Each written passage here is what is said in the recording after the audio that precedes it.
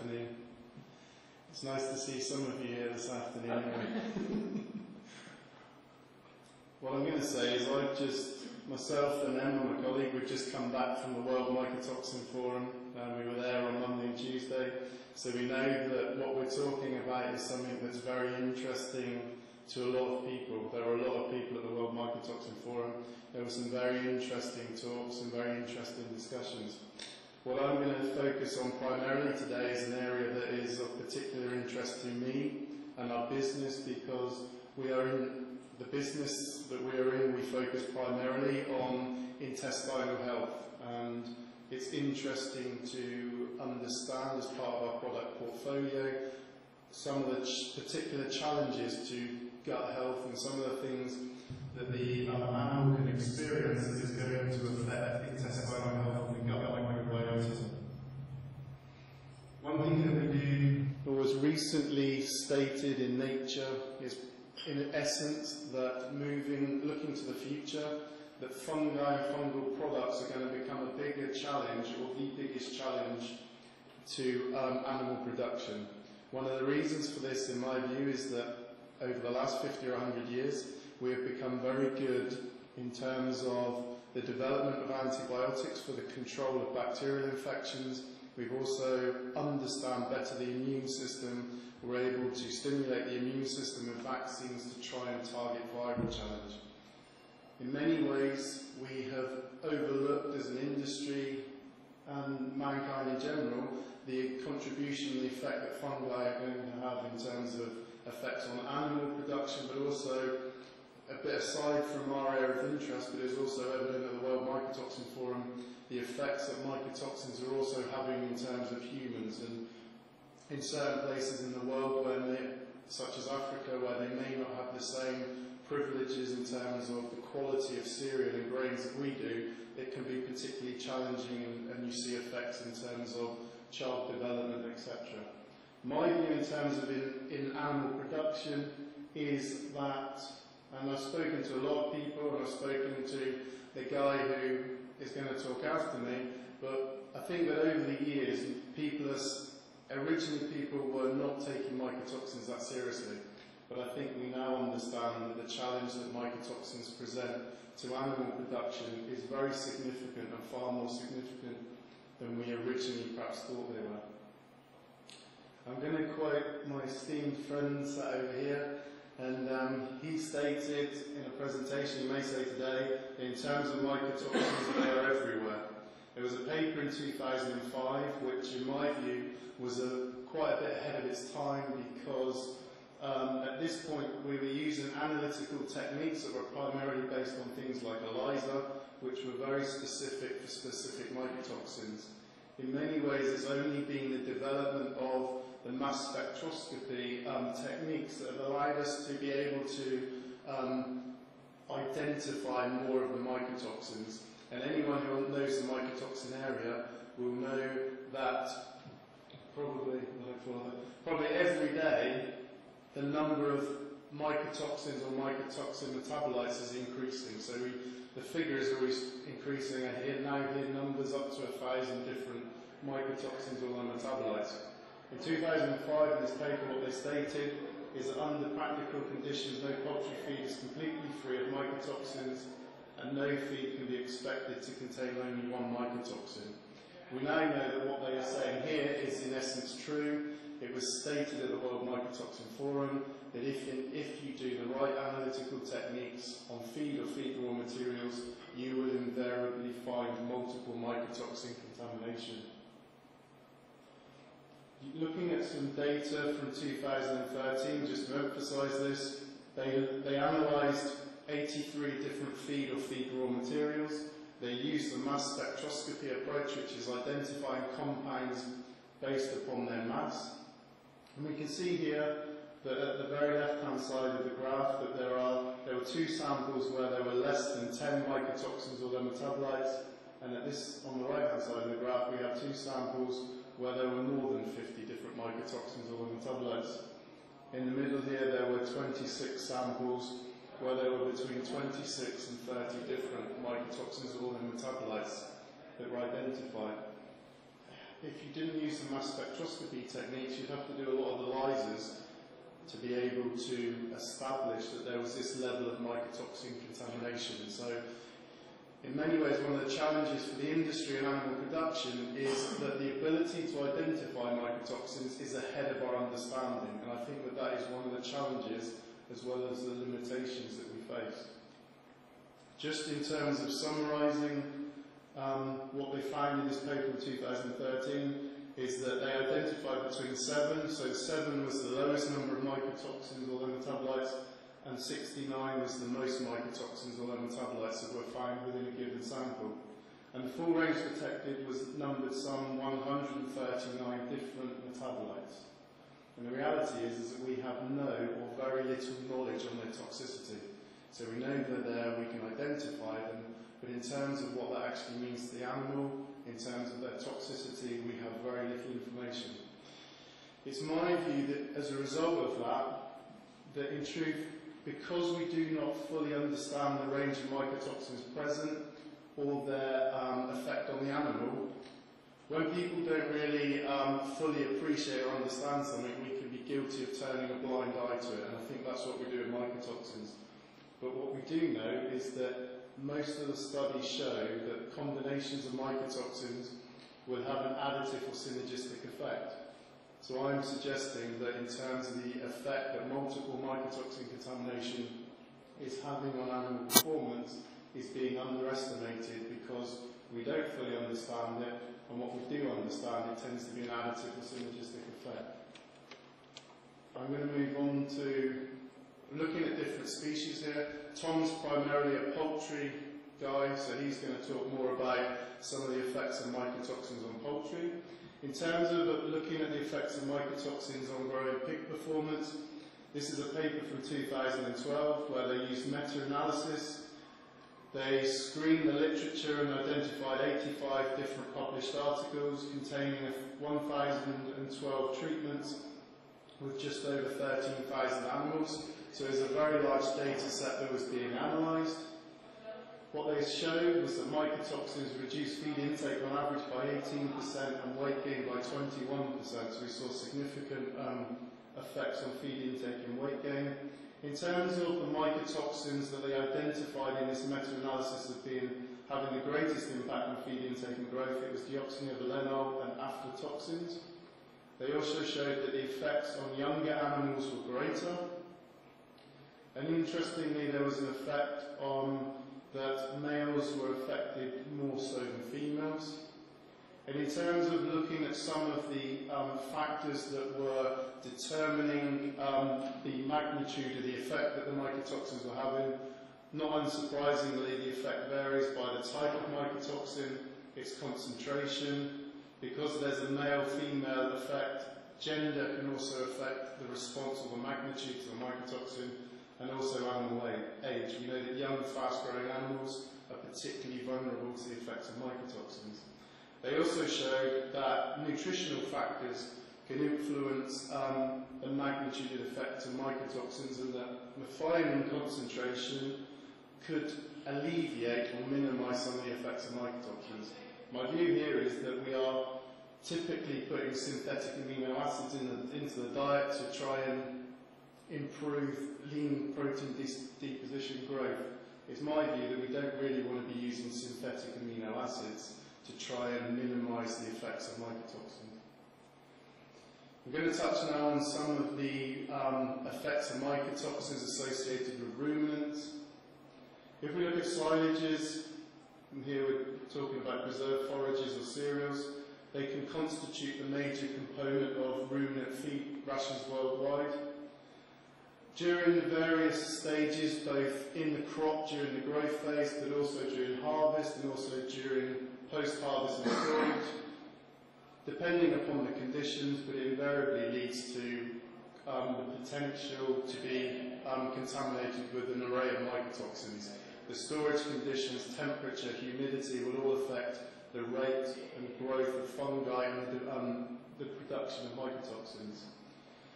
When we can look at mycotoxins and silage, some of the data is showing that we need to look beyond the traditional mycotoxins. There are other numerous emerging mycotoxins, such as ROC14 and mycophenolic acid. And what's been demonstrated is that these contaminated mycotoxins can affect feed intake, productivity, reproductive performance, and animal health. One thing that we do see is that most of the effects of mycotoxins in the field tend to be chronic effects. It's rare that you will necessarily see an acute effect. The vet will come in, it will be identified that it's an acute effect. What's the greatest concern is the chronic effect of these mycotoxins that the animals continually being exposed to over a long period of time.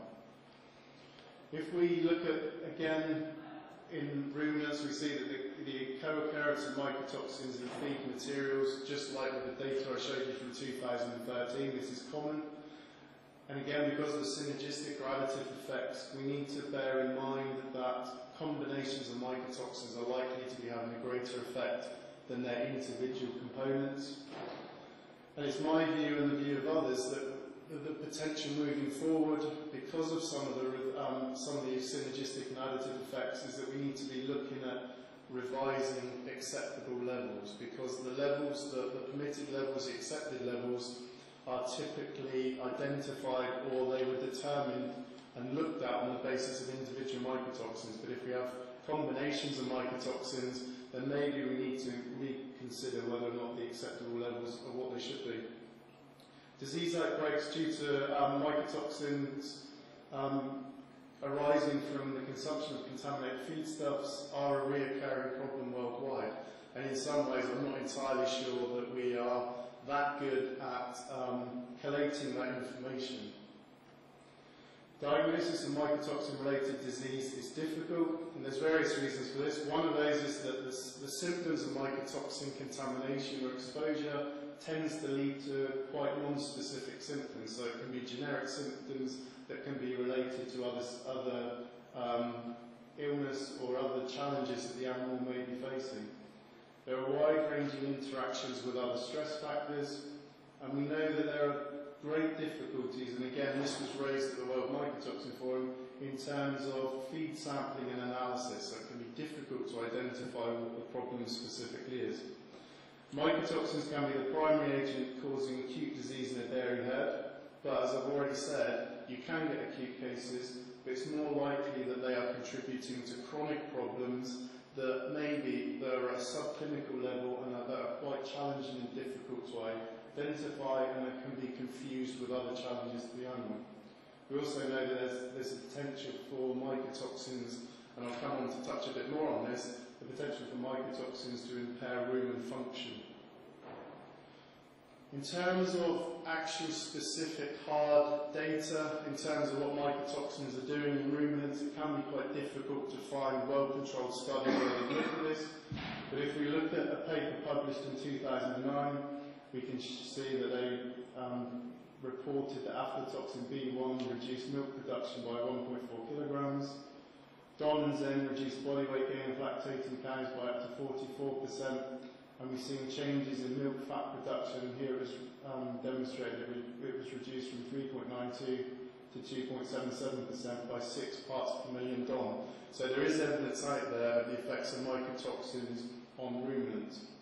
Again, in another paper from 1986, Zen reduced conception rate in heifers by 25%. So although there's limited data, we can see that there are reproductive effects, effects on growth performance, and we can see effects on milk production. So ruminants, the idea that the rumen is able to detoxify and eliminate the challenge to the ruminant is not true. There was a guy from the University of Milan who was presenting the World Mycotoxin Forum, and I tried to have some dialogue with him about, because I'm going to touch on it in a minute, but we always consider that the rumen is a detoxifier of mycotoxins, but the flip side of that is we know that mycotoxins can have effects on bacteria. So there's a potential for mycotoxins to be modifying the rumen microbiota and in effect changing things like short-chain fatty acid concentrations that can affect acetic acid and butter fat in the milk. So we know that we need to look at it in terms of the other side of that coin. If we look at the effects of mycotoxins on the rumen and the intestine, one thing about some of the key mycotoxins is that they are able to inhibit protein synthesis. We know that cells such as cells in the gut and the intestine have a high protein turnover. Particularly, the intestine is constantly in a state of flux. Cells are continually being turned over. There's a requirement for protein synthesis in terms of secretion of peptides, mucus, etc. So there's a huge amount of protein being synthesized in the intestine. All of these pathways potentially can be interrupted by the presence of mycotoxins. The other reason why the rumen or the intestine is, for me, where we should be focusing our attention in terms of mycotoxins is because the oral route is the main means by which the animal is exposed to contaminated feed. So it means that the gut epithelium cells within the intestine, the gastrointestinal tract, are the first cells to interact with the mycotoxins in the feed. The important thing is that all these mycotoxins, if we use the word bioavailability, that are taken up differently, what it means is that even if mycotoxins are not absorbed from the intestine, they are still able to have an effect in the intestine. So the intestine is exposed to the full range of mycotoxins at the full concentration. So my view is that we worry about effects once mycotoxins have got out of the intestine, but what we want to be doing is controlling the mycotoxins in the intestine, but also limiting the effect that they are having in the intestine. If we look at the reported effects of mycotoxins in the gastrointestinal tract, there are reports of reduction in small intestine surface area.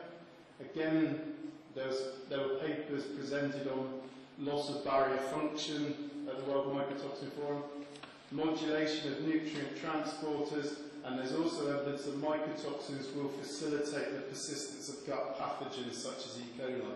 So we already are aware of the negative effects of mycotoxins within the intestine. In terms of some of the data on looking at the effects of mycotoxins on intestinal bacteria, this is an area that hasn't been very well researched. And there are very few papers looking at this, but I think it's a very important area to be looking at. There was a paper in 1982 where they demonstrated that T2 caused an increase in the aerobic intestinal bacterial count. 2009 we have a paper where with DON, chronic exposure of pigs to low doses of DON caused an increase in the number of intestinal aerobic bacteria and modified the dynamics of the intestinal bacterial communities. And again, a paper from this year, zearalenone administered separately and together with DON was found to have an adverse effect on mesophilic aerobic bacteria. So although there are limited publications, the evidence is there to say that mycotoxins will modify the intestinal bacteria, the dynamics of the intestinal microbiota, and as I'll come on to show you, it can also have effects on short-chain fatty acid concentration. So here's a paper from 2013. This is a human colon model, and they administered ochratoxin A at 2.5 micromole per litre. And we can see here that the blue bars represent the concentration of short-chain fatty acids before the mycotoxin was administered, and the red bars represent the concentrations of the short-chain fatty acids after the mycotoxins have been administered. And you can see that for acetic acid, we see a significant reduction in short-chain fatty acid concentration, we see a significant reduction in butyric acid concentration, and we see a significant reduction in total short-chain fatty acids. Because this model was in a test tube, we know that these differences in the concentration of short-chain fatty acids cannot be due to differences in absorption. It has to be due to changes in their production. This data tells us that either the composition of the gut microbiota has changed to change the profile of the short-chain fatty acids, or the fermentative activity of the colonic microbiota has changed. So we can see a direct effect of ochratoxin A on short-chain fatty acid concentration.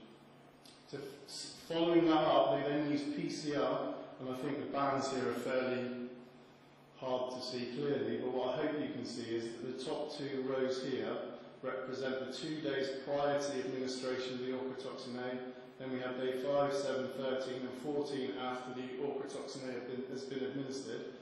You should be able to see that the band is present in the 2 days prior to the mycotoxin being administered, then the band disappears after the mycotoxin has been administered.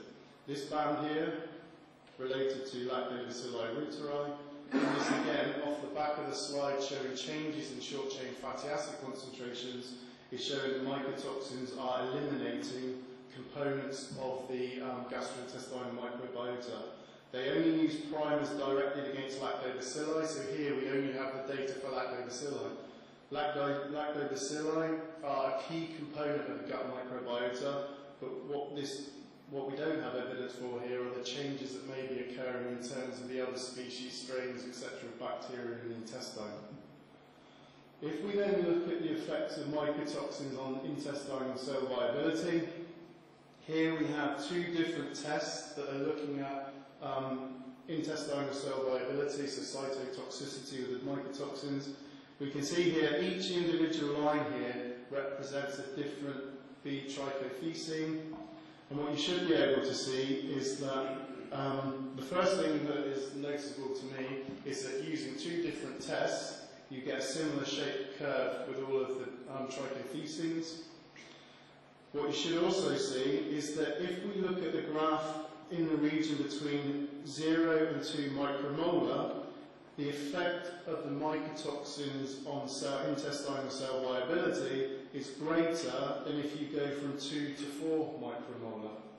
So actually what this is telling us is that in the case of B trichothecenes, is that in an in vitro model looking at cell viability, very low concentrations of the mycotoxins are having a much greater effect than increasing concentrations of mycotoxins.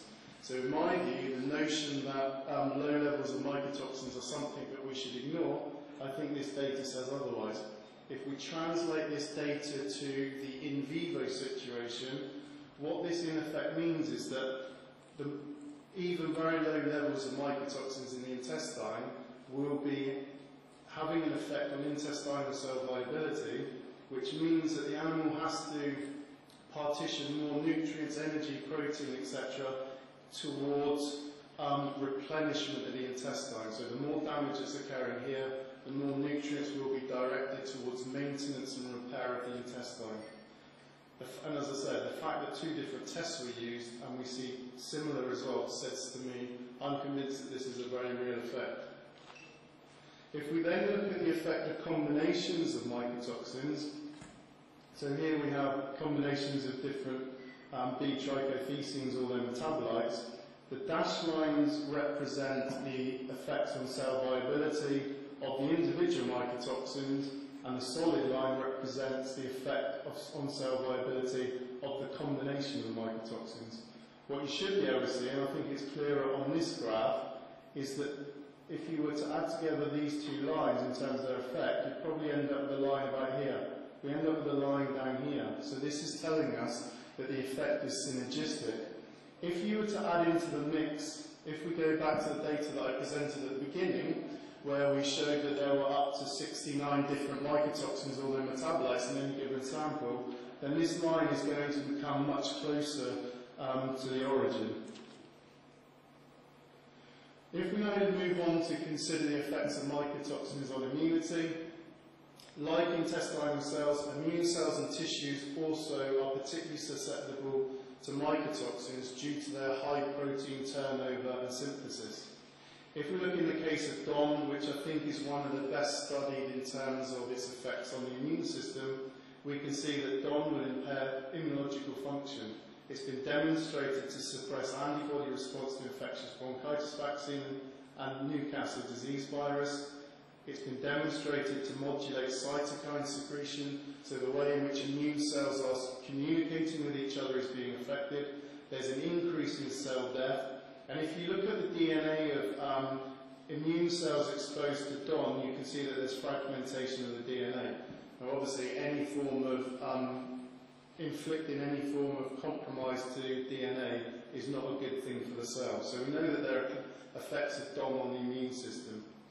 If we put this all together in terms of the intestine and the immune system, we can see the role for mycotoxins in intestinal health and enteric disease.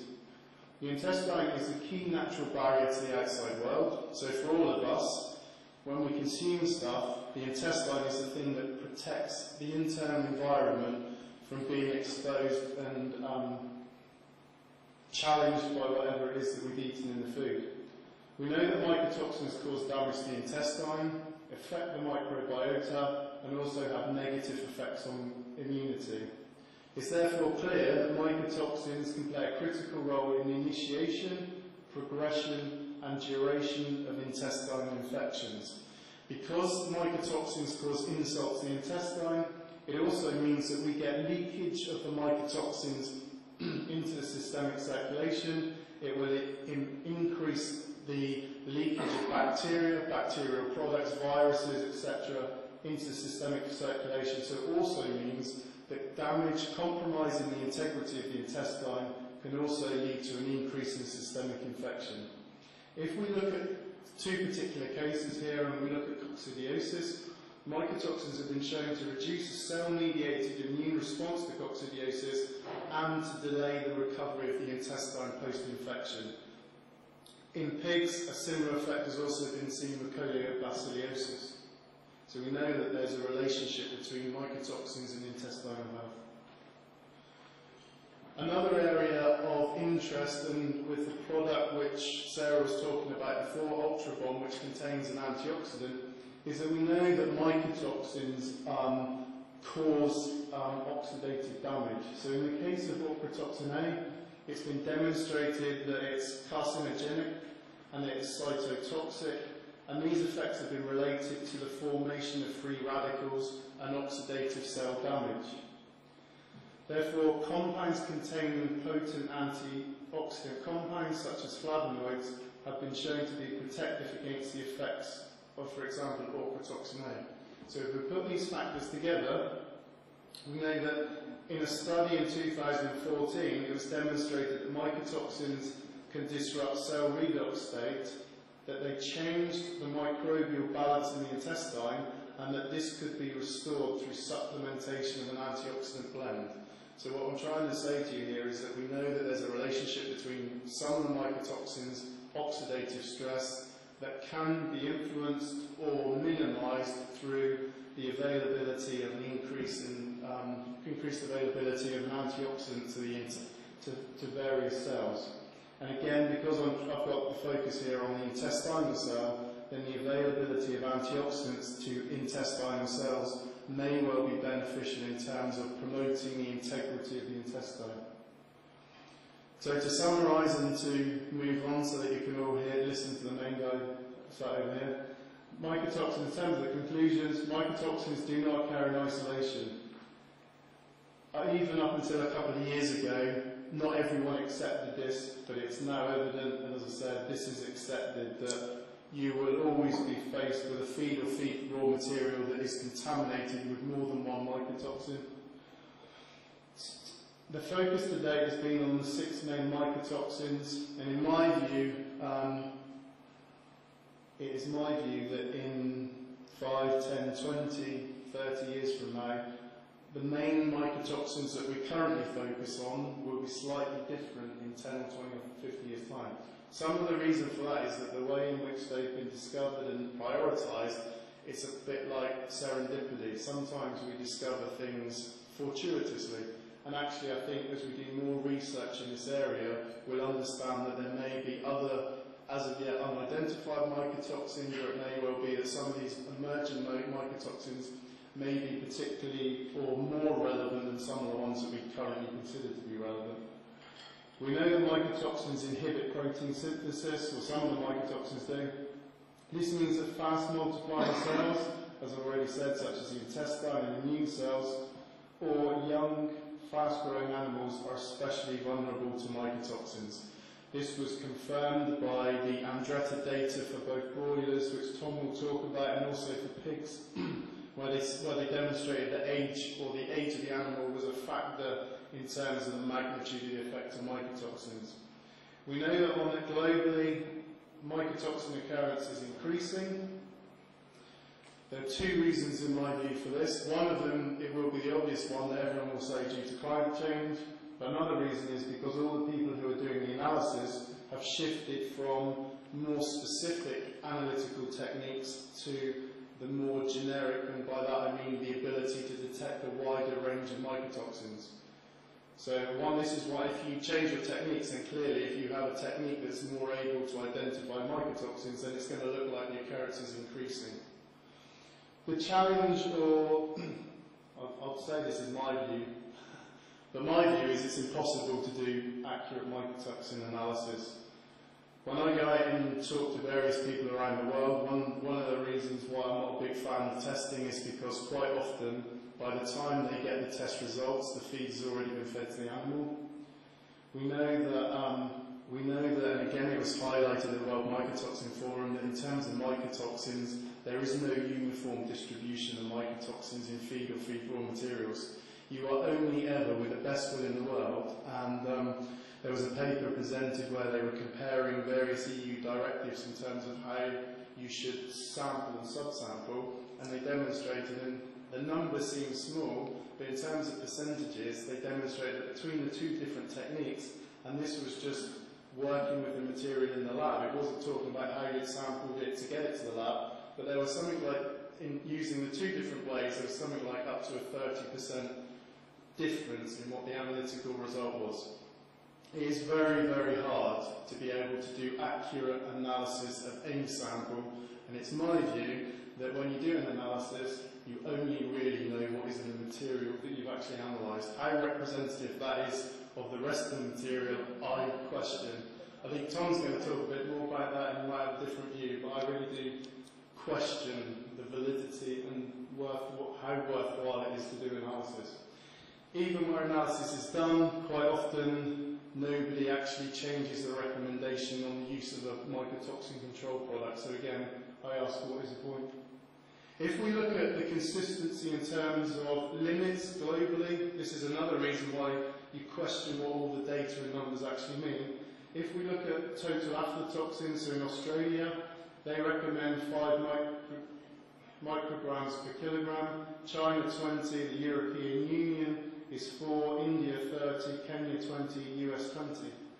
What this implies is if these permitted levels were based upon effects on the animal, or even if it was a human, it would suggest that where you live in the world will determine how susceptible you are to the mycotoxins. Whilst I accept that your diet, the environment you live in may well do that, it's not going to cause a difference between 5 and 30. These numbers are politically based, they're based on the ability of various countries to actually be able to produce material to come within these guidelines. They do not reflect what effect these numbers will have on the animal.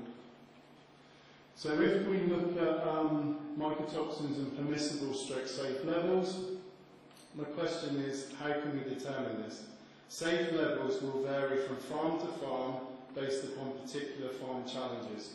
If one farm has more viral bacterial challenge than another, then you're likely to perhaps see a greater response or magnitude of response to mycotoxins than another farm that has a higher health. In terms of the level of mycotoxins, it's my view that even if the effect isn't overt for mycotoxins, they will be having an economic impact on that production unit. Controlling mycotoxin contamination type and level will vary from batch to batch of feed, even meal to meal. Any animal that's out on a unit, each time it goes to feed and have a meal, the number of mycotoxins and the concentration of those mycotoxins will vary because of the lack of homogenization in terms of the distribution of the mycotoxins. This means that when we're looking at the use of mycotoxin control products, if each time the animal consumes a meal, there are different mycotoxins at different levels, then that means that what the mycotoxin control product is able to do will also be variable in reflection of that. So that means that when we talk about mycotoxin control products, we really need to be looking at what effect they're having over a long period of time, because that's the only real way, in my view, that we can really establish their worthwhileness. The role of mycotoxins in flock-to-flock, production cycle-to-production cycle variability. And just building on what I just said, my view is it's our goal to minimise this variation to increase overall period yearly productivity. Heading up the R&D for the group, I really am not keen on any of our guys wanting to do short-term experiments with anyone, because it's going to be dependent upon the prevailing conditions, the level of contamination in the raw material, the finished feed. What I want to be doing is looking over a long period of time of what effect our mycotoxin control products have had, because I've run 2 pig units myself, and I know that on that pig unit, if you look at the performance in different sheds on the same unit, you get this cyclical variation over any period of time. My view is that some of that variation in performance is coming about because of variation in the mycotoxins that we're not really studying and analysing all the time. And my view is that if a mycotoxin control product is able to smooth out that variation, the overall effect is to elevate average performance over and above what it would otherwise be. If you look at that elevation, even on a small, in terms of small magnitude, if that is over a long period of time, it can actually stack up to a significant improvement in overall performance and profitability. Another issue I have in terms of when we're looking at mycotoxin control products and the effects that they're having is that I'm not always sure that we're measuring the right things. I think we should be looking as well at things like secondary infection. So is there an increase or a decrease in the occurrence of secondary infections? Because if we are having a challenge to the immune system, if we are having a challenge to the integrity of the intestine, then all of these things can lead to an increase in secondary infection. So I think we should be paying closer attention to that. We should also look at vaccine responses. If for any reason you see vaccine failure on a unit, you're instantly going to think that the animals weren't vaccinated properly, that there was a problem with the vaccine, that it wasn't stored correctly. But actually, if you have a compromised immune system from a significant mycotoxin challenge, then it's likely that the compromised immune system is not responding appropriately or as well to the vaccine. And I'm just going to touch on a couple of articles that I've been involved in writing that are all about feed, that will give you a bit more background to the presentation and give you some of the references. This one I think was in April, and we got this one was in August sometime, I think, yeah. So you can go away and have a look at those if you find the presentation interesting. And there I'm going to say thank you and hand you over to Tom.